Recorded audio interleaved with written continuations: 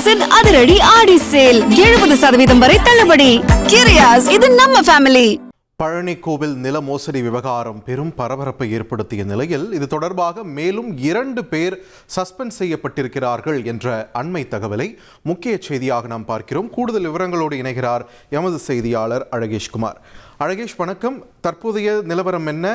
எதன் அடிப்படையில் இந்த 2 பேர் சஸ்பெண்ட் செய்யப்பட்டிருக்காங்க? இவங்களுடைய பின்னணி என்ன? விரிவாக பதிவு பண்ணுங்க.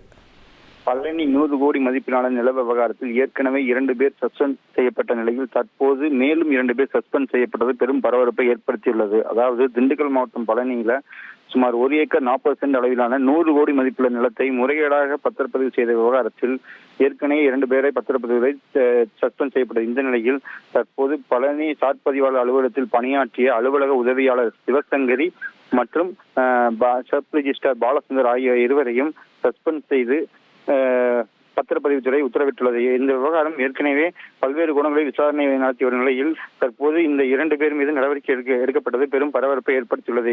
இந்த நிலையில் தற்போது திண்டுக்கல்லில் 7ஆம் நாளாக சாட்பதிவாளர் ஜஸ்டின் மணிகண்டன் அவர்கள் விசாரணைக்கு ஆஜராகியுள்ளார்.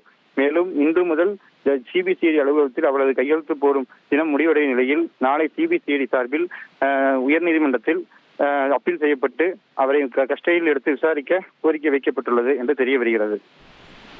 நன்றி அழகேஷ்குமார், உங்கள் விரிவான தகவல்களுக்கு. கிரியாஸின் அதிரடி ஆடி சேல் 70% வரை தள்ளுபடி. கிரியாஸ், இது நம்ம ஃபேமிலி.